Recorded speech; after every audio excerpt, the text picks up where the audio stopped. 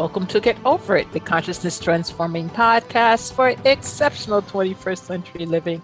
We've got a nice show today. We're speaking with Jonathan Masters, and he's going to talk about his latest book, and that's God Has Infinite Frequency, Aphorisms, I can't say that word right, but he will, for our fractured age. And folks, this isn't a God holy roller type book, because you guys know I don't do those shows, okay? So just bear with us and go with the flow. You're going to be very surprised by the information that Jonathan is going to share with us. It's a beautiful short book. I call it a coffee table book. It's full color. It's just absolutely gorgeous. If you're a book lover, you'll pick it up and just hold it to your heart. Now, the information shared on Get Over It uses pragmatic and intuitive insight to help you shift your consciousness to break through the blocks and release energy that is no longer needed. Yes, we're going to help you let go of the BS that is holding you back. But you know, I always ask the question, are you truly ready to? And by the way, folks, BS is belief system. A bit about me for my new listeners: intuitive since birth. I'm a third generation intuitive with over 3 decades of experience supporting people to break through the blocks along their path. I'm a strategist for personal and professional transformation, revealing cutting edge information that enables you to prosper and thrive. I spent 25 successful years in corporate America as an executive sales professional, and I'm the founder of Healing Visions Ministries and the Northern California Children's Education Network, a 501c3 nonprofit. I provide consultations and healings in all areas of life that heal the mind-body-spirit connection, allowing you to live your very best life. My clients tell me that I keep it real while providing them with accurate information to assist them along their journey as a spirit living a human existence. But they also say, if you really don't want to know, don't ask, Monique. My background includes a doctorate in metaphysics, Reiki master teacher, ordained minister, and clinical hypnotherapist. So whether you are stressed, depressed, or possessed, I can help. To find out more about me and the work that I do, go to my website, and that's MoniqueChapman.com. And I invite you to like me on Facebook and follow me on Twitter and LinkedIn. My guest today, Jonathan Masters, grew up in New England after his physicist father transferred to MIT. One of his early memories is seeing the first laser, which filled a room, shoot a coherent beam of light, I should say, at a piece of paper. And for Jonathan, this sparked a lifelong quest to understand the nature of life and the universe. The markers in his inward journey include learning and teaching meditation, being under the guidance of the Maharishi Mahesh Yogi, the right use of the will. He is also the author, as I said, of God Has Infinite Frequency, and his outward journey includes being a dad, a husband, an entrepreneur, an inventor, musician, and professional consultant. And you can check him out at his website, and that is godhasinfinitefrequency.org. Again, the website is godhasinfinitefrequency.org. Welcome, Jonathan. Thank you. It's very nice to be here. Thank you for your generous introduction. Oh, you're welcome. I'm glad I got through it. You know, sometimes I'm extremely dyslexic, so sometimes I get things, sometimes I don't. But you know, it is what it is, because to me that keeps you real and natural, and you're truly a spirit living a human existence. But the book is a beautiful book. As I said, I call it a coffee table book because you can just pick it up and browse through it. And folks, if you're having one of these down days that a lot of people are having during the quarantine and just getting back out during this pandemic, it literally lifts your spirit. So that begs the question, Jonathan, why did you write this book and why now? Well, thank you. It is a beautiful book, and people have said that they just like are blissful looking at the different pages. It's laid out with an aphorism, which is a short, little, succinct idea, coupled with art in a new and innovative way. Like you see a lot of art around with like words written all over it. This is not that. This is the art, allowing the art to trigger your creative, your intuitive side at the same time as enjoying the whole experience and then taking in the information that's as part of the words. Mm-hmm. So the why of it is kind of, in a way unknowable. I think it just like I started to have these experiences and have insights and began to write them down. And then I felt like, well, someone else might like to enjoy these and hear it. And then I was contacting with artists. And the thing is really about melding art and these words together. So that was a journey in and of itself. There's two primary artists. One is a Swedish woman who works in DC now. Has won a lot of awards and is more kind of does representational art. And the other one's much more of an abstract artist with these colors and frequencies that are just incredible. They are, and there's such symbolism within each picture. When I first got the book and I opened it up to review it, I flipped open a page, and the page I opened, it said vulnerability. And next to it on the next page, it said the fundamental requirement for a successful relationship. And then I went back and looked at the pictures, and I saw spirals. I saw, depths of the universe. I saw what I thought was a bunny. I don't know if it really is, but that's how I interpreted it. I saw plants growing. It was like oh goodness, marigold growing. I mean, you can look at it, you could see so many different things. Why was it so important to incorporate so much of this into the book? I mean, you could have just had one artist and they could have drawn a beautiful picture and called it a day. Well, the different artists have different forms, different vibrations, different feelings to them. And so they match up with the different messages, you could say, that are coming. And this vulnerability, the fundamental requirement for a successful relationship, there's each one of these you can go deep, each one of these. But I want to point out the next one, because these two are a pair. Yeah, that's where I was going next. The healthy boundaries. Okay. Yeah, healthy boundaries. Go ahead. The other fundamental requirement for a successful relationship. We forget about that.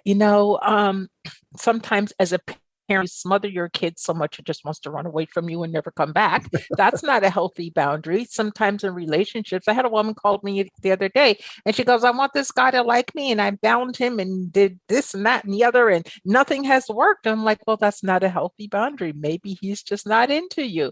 So how can we get to the point where we can know where our boundary ends and someone else's begins? This is based on feeling. And there may be some healing work that's needed before one can, in fact, feel what's really going on. But you can always start. You always can start with the feeling, and then you can allow it to unfold. And you need to give yourself time. Sometimes you need facilitation. Sometimes you need quietness. But it's really about the energy of unfoldment. The boundaries, we have this emotional body. Think of it like that. An emotional body, it's electromagnetic. And it's got, let's say, dark areas in it, occlusion, where it's not vibrating properly. And so as you feel into those places, then they wake up. They begin to wake up, and they process, and they give you information.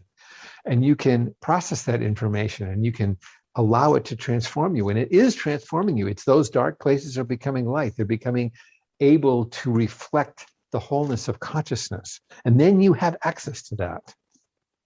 Okay, so are those dark areas our shadow self?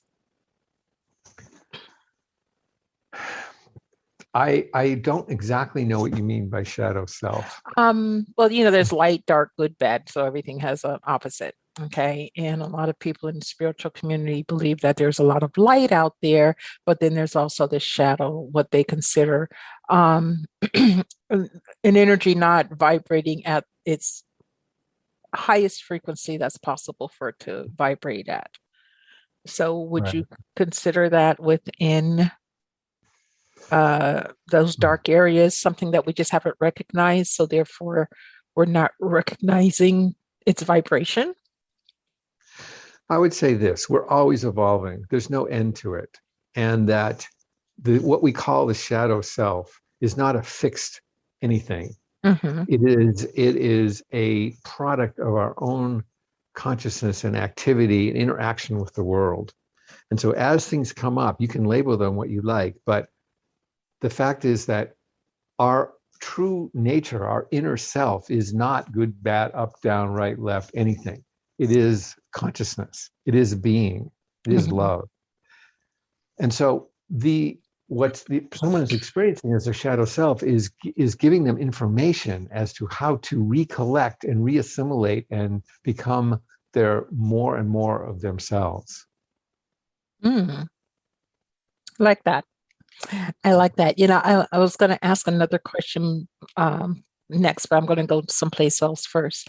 And folks, everything that I'm talking about is in the book, so I'm not going to cover everything, but I want you to have a very good idea of what Jonathan's bringing forth. So, Jonathan, I have a question for you. Which came first, the arrogant monk or the macho general? And when you're like, huh? And then when you look at the picture, like there's this, I don't know, being with a green face and a dark hood on it, and there's a lot of red, and then there's the gold and like a crystal. So I mean, let us know what's first, because in our reality, we always put something first. I think a lot of people don't understand that it's a timeline continuum type of situation when you're not on Earth.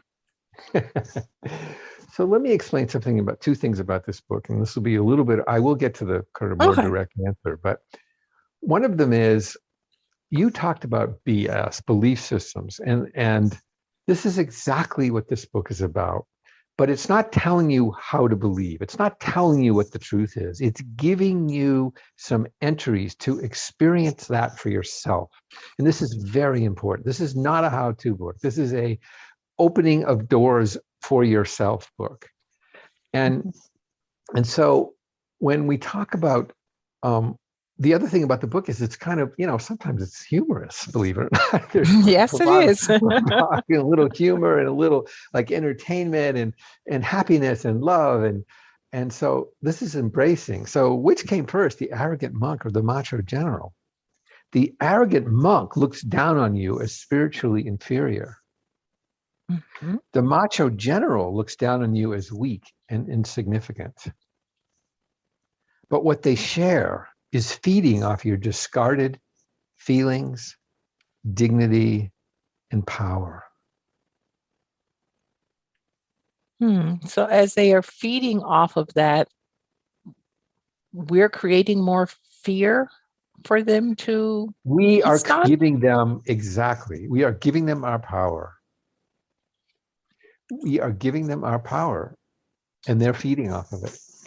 And so this is the point. This is one of the themes of this book, is recollecting yourself. And there's a few other aphorisms also that are about this. But in this one, you know what? It doesn't matter which came first. Because you might have encountered one or the other, and you may be giving your power away to one and the other, and you may feel like subservient or less than or inferior, and that's your experience, and that's what's important. And that's what my soul's path was for this particular lifetime.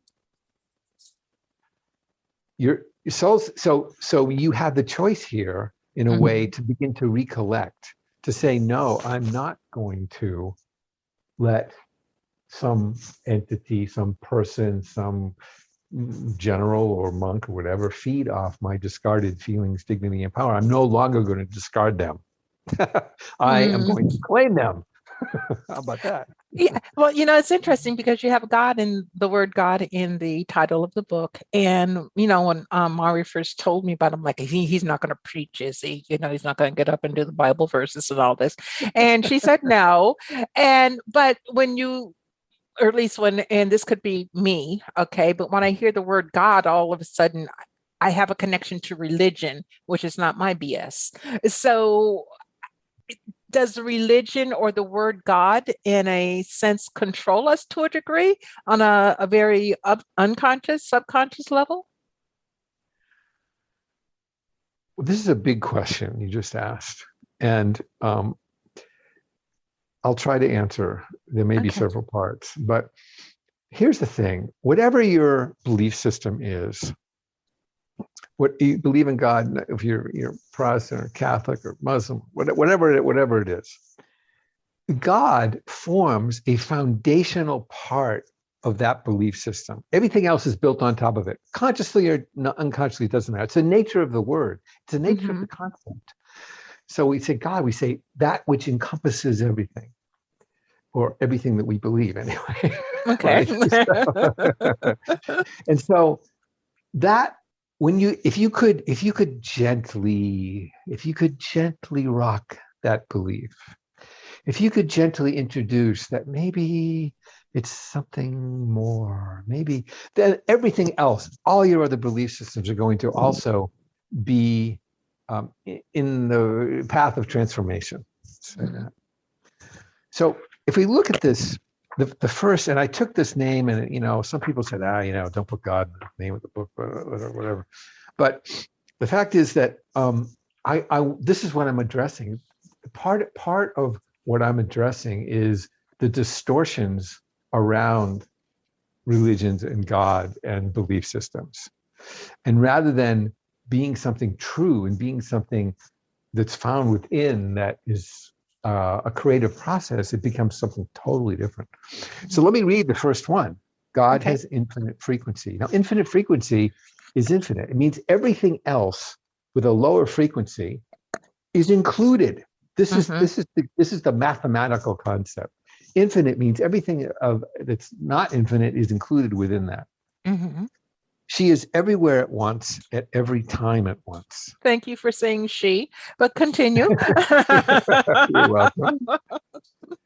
Everywhere at once, at every time at once. At each point in time, God's truth is the highest, most complete truth available. At the next point in time, that is again true. God is timeless and reborn each moment.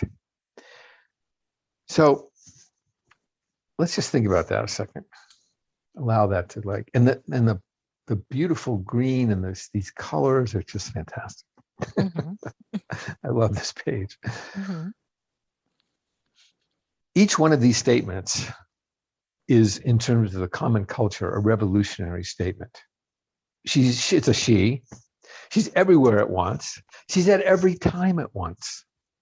Not only that, but she's reborn at each moment. So there's a continual recreative process that's available, that's happening, that's available to us all, that we can live and tap into and express. We can create ourselves again and again. Not only do we create ourselves again and again, when you're talking, I was thinking the concept of death and birth within the she God or he God, whomever you want to consider that energy. Things, they come for this a particular time period, but then something else is brought in. So it's almost like a replacing, a rejuvenation, constantly going. Yes, a constant rejuvenation, exactly. And it's an experiential. Don't lock God away in some old book. Experience. Yeah. Doesn't mean all the old books are wrong or there's nothing valuable there. But if you limit it to that, then it's a kind of death. Yeah, death of the soul. And we've kind of gone through a death of the soul. I mean, we've had here in America for years the Orange Man that was in the White House. I'm not going to even say running the country. And during that 4 years, the pandemic came out worldwide. Could you address both of those concepts, if you will? I'm trying to be really nice because I really don't like the Orange Man. But can you address both of those concepts and how we got to where we are today, which is, I don't really think too much better than we were a year ago? I'll tell you a kind of secret, which I've only told one or two people, which is before the election, I had a vision. And it was a vision of actually love for the former Orange president. And then he had taken up this mantle, that he had taken up this, really it is a kind of mission from God. And that's why these evangelicals and stuff are kind of hovering around him. They get that sense. They understand it. They understand that he was on this mission. They totally 180 degrees did not understand the mission. That doesn't matter. It does matter. But did he? Because No, But did he? absolutely not. No, absolutely not.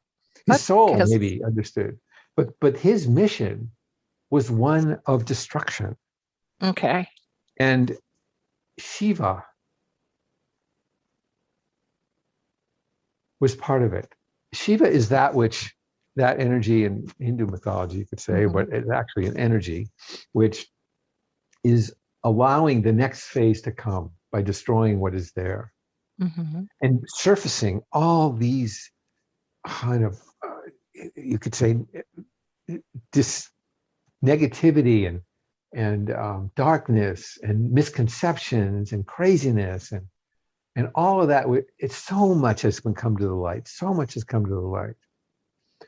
And so I feel like, and I did not think he was going to get elected, by the way. I thought that, well, he's going to bring this up and that'll be that. And I feel, well, he'll destroy the Republican Party and that'll be that because they're a bunch of idiots anyway. But excuse me. Thank you. they, No. they've proven themselves to be Mhm. not quite attuned with reality. Mhm. Anyway, there's some very smart ones. So, I don't know. Did I answer? That's one question. The other question was, Yeah, what that about was a the question sun? about Trump. But, let's carry on to the pandemic came out, and I guess that follows through with the destruction and the rebirth. But the pandemic is out, and because of the Orange Man, some people didn't believe it. And I'm talking worldwide, just not here in the United States. So how did we get it so twisted and we lost so much life? I mean, I understand on a metaphysical level, purely metaphysical level, that people agreed to go through this process. Okay. But boy, is it heart wrenching and gut wrenching to watch. Right. But this agreement that happened, let's say that there's an agreement on the metaphysical Hmm. level. This happened at the soul level. And the person's personality and rest of a person may not have been, probably wasn't aligned with that. And Hmm. so therefore the whole process itself was a process of alignment. It was forced alignment, you could say. Hmm. Okay. So then we have the alignment. So where are we now? I mean, the pandemic is still roaring on. We still have beliefs, disbeliefs. I mean, I'm sitting here in San Francisco, and they're touting on the news, oh, this county is 85% vaccinated and whatever. And folks, if you get vaccinated, great. If you don't, it's on you. I don't judge that, but we're concentrating here, people here in the United States, because we think we are the world. We're fine. We can get up and go here, there, everywhere, to other places where they're still, trying to find the vaccines. I don't understand how we can fully embrace that everything is okay when we're so not. I mean, to me, it's like the energy of the Trump era and the pandemic, which came together or clashed together. It's still with us, and we're not learning from it. Oh, I think we're learning from it. A lot of people are learning a lot. But you know what? The title of this book, the subtitle, For Our Fractured Age. Mm-hmm. And that's it. But there's only one solution to that, right? And there's an aphorism that specifically addresses this, but I'm not sure I can quite pick it up. I'll just tell you, is Uh-huh. that, um, you know, what someone asked me the other day, what about love and what's that about and blah, blah, blah. But here's the thing. Fractured consciousness, right, wrong, up, down, he, she, whatever. There's only one mechanism and there's only one place to bring that together into a holistic, coherent experience.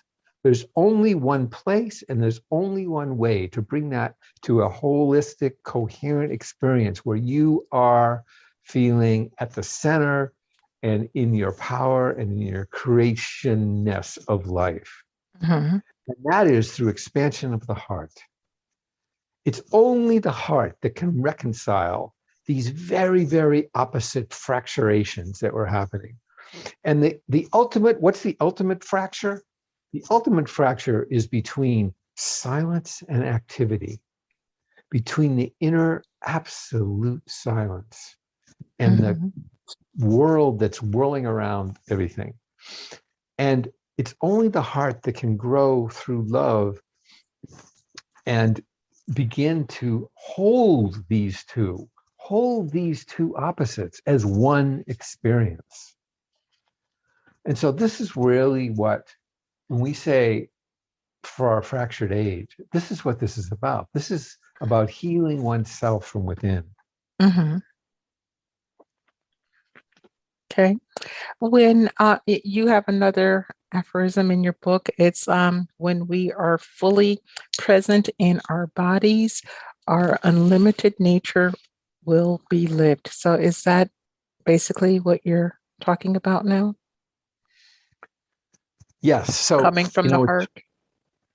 Yes, fully present in the body and coming from the heart. So the body, almost all these aphorisms have within them a kind of contradiction. There's a paradox.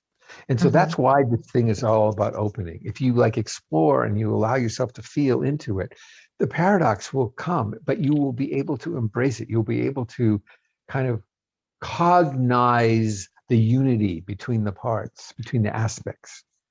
So when we say that present in the body is fully present in the body is not part of us. The body is an expression of ourselves.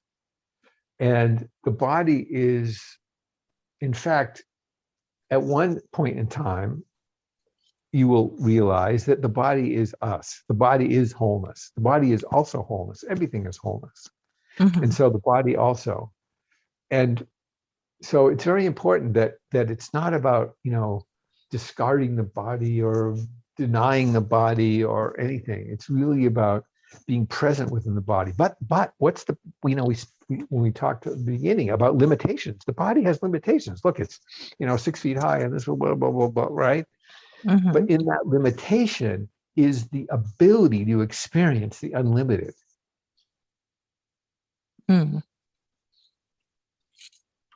Okay. All right. I want to switch gears for a moment because in the book you ask a very pregnant question, and that question is, what if? And then after you say people are getting what they need. But I always like the what if because it expands the mind to me instantaneously. And it allows for deeper thinking. But explain to us your meaning behind this. Exactly what you said. It's what if. It's like you don't have to commit to it. It's just like, what if, right? You open the possibility, open your imagination. What if people are getting what they need? Because we look around and we see so much suffering and so much difficulty. But what if there is reincarnation and karma, and our actions have consequences that go between lifetimes? And what if God is present everywhere and the universe is functioning perfectly? And what if each spirit is getting what he or she needs to learn to connect, to become one with love and truth? And what if each person is a node on a multi-dimensional grid connected to all other nodes, so that each person is experiencing a whole, total reality that is completely their own, but also an integral part of the whole? Very well said. How would you live that way? How would you experience life if that was how it was for you? Well, it gives a lot to contemplate and a lot to consider for, ourselves. Folks, I want to let you know, as you glance through this book and the beautiful pages within, it's not all white folks, black folks, yellow folks, green folks. There's different colors, okay? It's almost like every nationality that we are aware of is somehow represented in the book. But, Jonathan, I got to tell you, the one with the money kind of got me. Okay. It's money is an ego trip. It trips up the ego that I get. I'm looking at the picture. It appears, I don't know if it's a black woman, man, but it appears to be darker skin with a white girl ponytail and a cigar or maybe in his hand. I'm not sure. And then money behind it. Please give me the meaning behind that because I had a couple of different ones that could have went so many different ways. Well, this illustrates, these paintings were not made particularly for this book. In other words, it wasn't like, hey, money's an ego trip, trips with the ego, let's see. This was picked out from Anna U. Davis's work, who it seemed to really reflect someone who was, concerned about money. Here's money falling from the sky, right? Mm-hmm. And she was, she looks, hip and cool and all that. And so then came the idea that, money is an ego trip. It trips up your ego. Mm-hmm. And then we lose touch with our souls. Poverty is not the answer either, because then we lose touch with our wills. So I think there's no more kind of cultural slant, at least from my perspective, mm-hmm. than just about how we relate to money, we as individuals and society. Okay. I see that, but picture still bothers me a little bit. And I'm just being straight up honest, because whomever male, female it is, they also have those tags that they put up in front of you when you're arrested and have your number on it. It has one of those on it, and I'm like, whoa. So. And, I call it whatever I call. When I see it, no judgment on it per se. It's just, I try to work through it. And that, kind of caught my attention. And another one that caught my attention in a very different way was where it says, the most powerful social action we can take is to call back home our lost or rejected parts. And to me, that's the crux of your whole book. And there's a image, appears to be a woman there, and she's holding a box. In the box, you can see parts of herself. And there could be room for even more parts of herself, but at least she's willing to, call it back, examine, take a look at it, to hold on to it. Talk to us about the importance of calling back ourselves, because a lot of people don't necessarily realize that their soul may have been fragmented. Yes. Every time you see a disaster or a mass shooting and all this stuff and all this chaos and suffering, you think, oh, it's over there. It's not me. But the fact is, it's back to this thing about the monk and the general. It's we have empowered this chaos and this destruction by rejecting or denying parts of ourselves. And so that is what this is about. And you're right, it's an important theme of the book. We've all felt conflicted within ourselves about how we feel or how we want or who we are. Remember the times you denied you were afraid, or stuffed your rage, or pretended that our feelings don't matter? Maybe you experienced result of these denials internally, confusion, chaos, and pain. But there are many times we don't remember. There's a fractionated, which has happened, right? Mm-hmm. And that those you'll have energy. I've had the experience of having another soul be reintegrated into mine. It was a young, actually two or three times, but one of it was a young woman. Well, I was in California at the time, or in the US anyway. And she was Italian and was just so very, very, very unhappy. And she was committing suicide, but this was part of me, and she wanted to come home. And so the process for me was around opening and receiving her and listening to what she had to say and sort of, because it's a two-way street. We're denying parts of ourselves, but how does it feel to be left out in the cold, rejected? Yeah. How does that feel? It's horrible. And it can shut you down. It can shut those essences down, and they don't learn, they stop learning.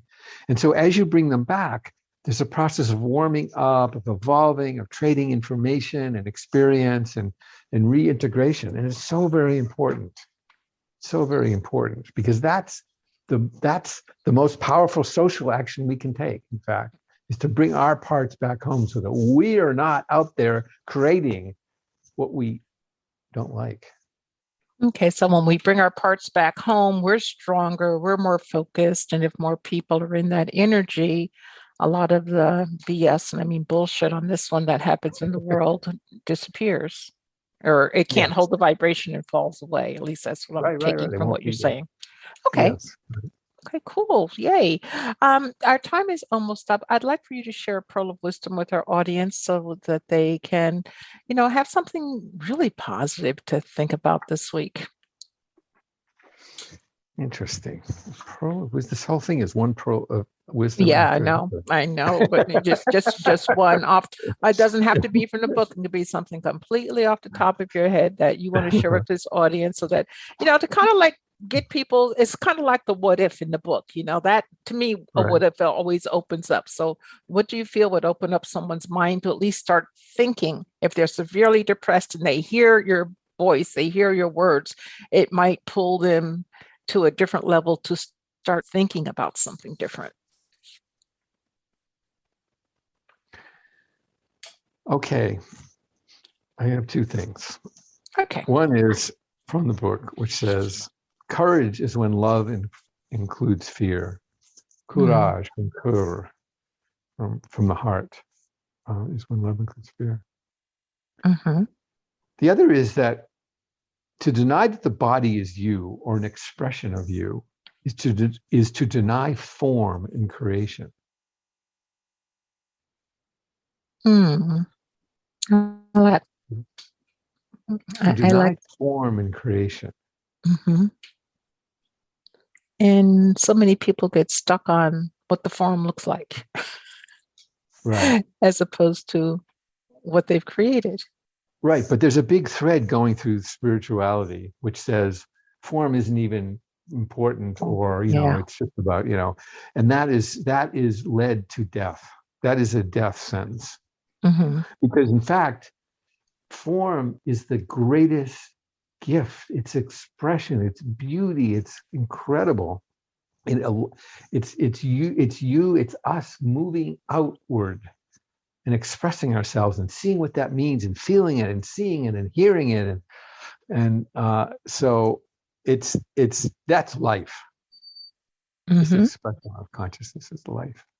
Okay. Well, thank you, because you've given us a lot actually to think about and contemplate on. And, guys, for those of you who are utilizing cannabis for whatever reason, put a thought of this in your head and let that take you on a nice trip and see where you end up. Okay.